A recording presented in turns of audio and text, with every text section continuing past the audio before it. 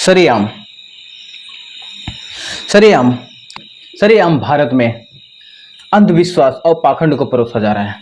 सरेआम भारत में अंधविश्वास और पाखंड को परोसा जा रहा है। फिर भी हमारे लोग एकदम चुप बैठे हैं। हमारे देश में अवैज्ञानिकताओं को परोसा जा रहा है। हमारे लोगों के बीच में इस देश को बर्बाद करने के सारे षड्यंत्र रचे जा रहे हैं, लेकिन फिर भी लोग चुप हैं। किस बात की आपके अंदर अहम है, किस बात की आपके अंदर घमंड है कि हमारा हिंदू धर्म बहुत अच्छा है। हमारा हिंदू धर्म जितना है सबसे गंदा है। इस हिंदू धर्म के एक एक जितने भी लोग हैं, मैं सभी को आपको कह देना चाहूंगा कि जितने भी भारत देश के ओबीसी, एससी, एसटी और माइनॉरिटी के लोग हैं, आप पहले बाकायदे से जाकर के अपनी इतिहास पढ़िए। ओबीसी ये पढ़े कि आप ओबीसी क्यों रह गए, एससी ये पढ़े कि आप एससी क्यों रह गए, और एसटी इसलिए पढ़े कि वो आप एसटी किस लिए रह गए, और माइनॉरिटी के लोग ये पढ़े कि आप माइनॉरिटी क्यों रह गए। शायद इसका जिस दिन आप खोज करना शुरू कर देंगे, आपको बहुत बड़ी चीज मिल जाएगी और आप एक सही रास्ते पर लौट आएंगे। जी हाँ, मैं आपको कह रहा हूं कि भारत देश में जो बाबा लोग हैं, जो बाबा यानी कि भारत में आज तक जितने भी बाबा हुए हैं, सबके सब ब्राह्मण है। सब के सब कौन है? ब्राह्मण, यानी कि वो ब्राह्मण जाति के हैं। किस जाति के? ब्राह्मण जाति के हैं या ठाकुर जाति के हैं। और ये ब्राह्मण जाति के लोगों के पास ही मनुस्मृति के विधान के अनुसार इनको ही प्रवचन कथा वाच करने का पूरा लाइसेंस मिला हुआ है। और इसी के जरिए ये लोग हमारे देश में प्रोपेगेंडा, अंधविश्वास फैलाने का काम कर रहे हैं। और हमारे देश में इस कदर अंधविश्वास फैला रहे हैं कि किसी भी तरीके से, किसी भी साइंटिफिक तरीके से, किसी भी साइंटिफिक टेम्परामेंट के तरीके से ये लॉजिकल नहीं उतर रही है। हाँ जी हाँ, मैं आपको यहां बता रहा हूं, आपने अनिरुद्धाचार्य का तो नाम बहुत ही ज्यादा सुना होगा। जो ये अनिरुद्धाचार्य है, ठीक है, ये कृष्ण का भक्त है, अपने आप को बहुत बड़ा भक्त समझता है, खुद को तो गीता का ज्ञाता समझता है, खुद को उपनिषद, वेद, पुराण, जितने भी धर्म ग्रंथ हैं सबका बड़ा ज्ञाता समझता है। और ये साइंस को कहता है कि साइंस कुछ नहीं कर सका। तो मैं इसको कह दूं कि इसके बाप यानी कि इसके जितने ब्राह्मण पीछे के, उन्होंने सिवाय जाति बनाने के और क्या किया है। इस देश में ब्राह्मण, क्षत्रिय, वैश्य, शूद्र, ये चार वर्ण व्यवस्था बना करके, ब्राह्मण, क्षत्रिय, वैश्य, शूद्र, चार वर्ण व्यवस्था बनाने के अलावा और उसमें जातियां बनाने के अलावा इनके आजा बाबा ने क्या किया? कुछ नहीं किया। मैं यहाँ पे एक चर्चा करूंगा कि जो अनिरुद्धाचार्य होता है वह ये कहता है कि जो गेहूं है, ठीक है, जो गेहूं है, गेहूं को आप गाय को खिलाइए। गाय को खिलाओगे तो गाय गोबर देगी। जब गोबर देगी तो उस गोबर में, ठीक है, उस गोबर में जो दाना यानी कि किसका दाना? गेहूं का दाना, जो सेफ यानी खड़ा हो, उसको आप बीन लीजिए। बीनने के बाद आप उसे धुल करके, सुखा करके, उसके बाद उसका आटा बना लीजिए। आटा बनाने के बाद उसका आप रोटी बनाइए, ठीक है।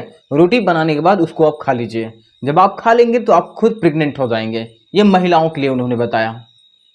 बताइए, मतलब आटा के खाने, गेहूं के आटा को खाने से आपके अंदर संतान प्राप्ति होगा।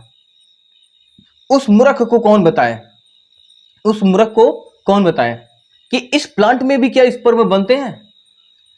इस गेहूं में भी क्या शुक्राणु और अंडाणु बनते हैं? इसको ये पता है क्या कि शुक्राणु कैसे बनते हैं? इसको ये पता है क्या कि अंडाणु कैसे बनते हैं? इसको ये पता है क्या गर्भाशय का निर्माण कैसे होता है? इसको पता है क्या कि ये अंडाशय कहां से, किस तरह से, कब आते हैं? मेंस्ट्रुअल साइकिल के एक एक प्रोसेस इसको पता है क्या? कुछ भी नहीं पता है शायद।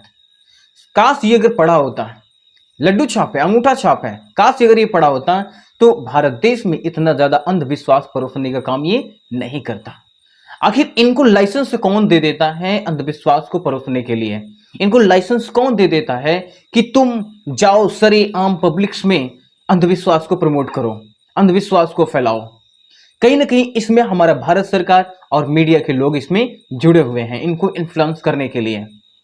मैं आपको यह कह देना चाहूंगा कि भारत देश को जिस कदर अवैज्ञानिकता की ओर ले जाया जा रहा है, ऐसे ही चलता रहा तो ज्यादा नहीं, यही कहीं 10, 20, 50 साल और हमारे नहीं तो हमारे देश में फिर से वह वर्ण व्यवस्था स्थापित होगी, वह मन व्यवस्था स्थापित होगी, जिसमें ओबीसी, एससी, एसटी और माइनॉरिटी के लोगों को शूद्र घोषित करके, महिलाओं को शूद्र घोषित करके उनके साथ वो सलूकी की जाएगी जब कभी मनु काल में किया जाता था।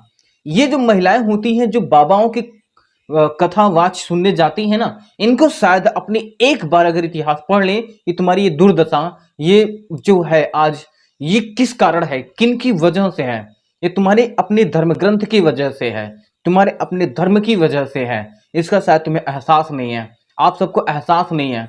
आप इनका एहसास करने के लिए आपको पढ़ना पड़ेगा, आपको समझना पड़ेगा कि इन ब्राह्मणों ने महिलाओं को पाप का द्वार कहा है।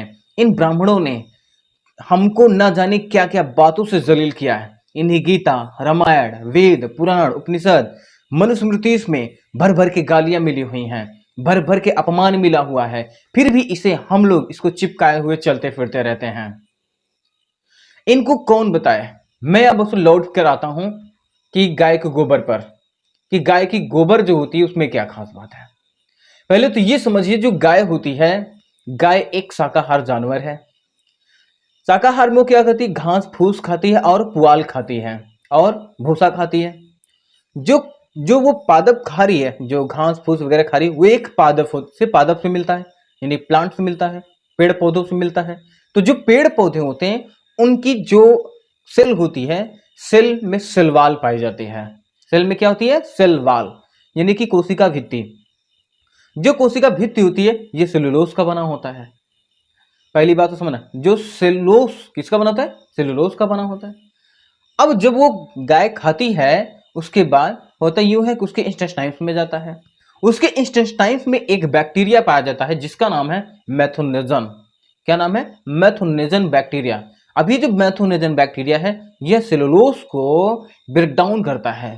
सेलुलोज को ब्रेक डाउन करके फिर उससे वो अपने अंदर एनर्जी को कंज्यूम करता है। वो एनर्जी लेने के लिए, बैक्टीरिया खुद को एनर्जी लेने के लिए सेलवाल का ब्रेक डाउन करता है। जरा आप सोचिएगा।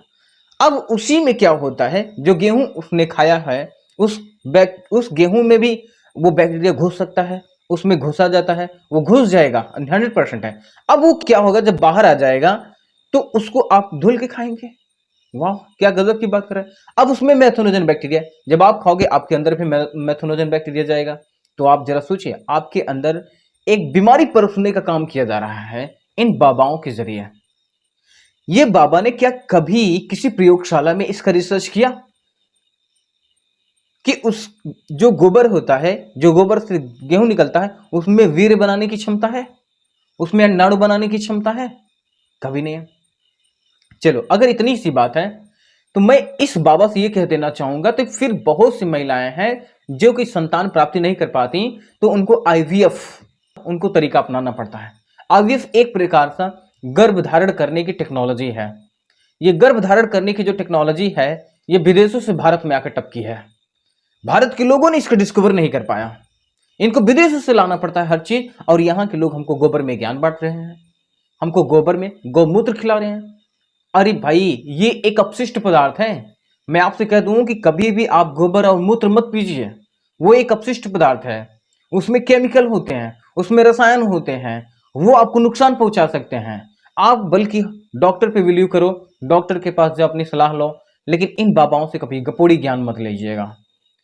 मैं आपसे एक बात और कह देना चाहूंगा कि आप लोग जिन बाबाओं से जितनी दूरी बना सको उतनी दूरी बनाइए। आप अपने 10-10, 5-5 रुपए बचा करके अपने बच्चों को पढ़ाने में अपना पैसा, अपना समय गंवाइए।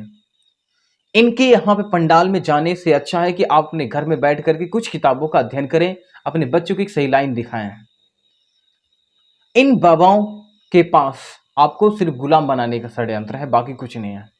तो मैं आपको बता देना चाहूंगा, अब ये जो किसी भी वीडियोज पे, मैं किसी वीडियो में आप सभी के बीच में एक बात ये लाऊंगा कि किस तरह से मेंस्ट्रुअल साइकिल होता है, किस तरह से शुक्राणु बनते हैं, किस तरह से अंडाणु बनते हैं, किस तरह से फर्टिलाइजेशन होता है और किस तरह से यूट्रस में यानी गर्भाशय में बच्चा पलता है। मैं सारा वीडियो इस पर चर्चा करूंगा, ठीक है। मैं स्पेशली इस सब पे वीडियो एक एक करके स्टेप बाय स्टेप आप सभी के सामने लाऊंगा, ठीक है। मैं आप सभी से तब तक के लिए इजाजत चाहता हूं। मैं नेक्स्ट वीडियो में मिलूंगा आप सभी से। नमस्कार।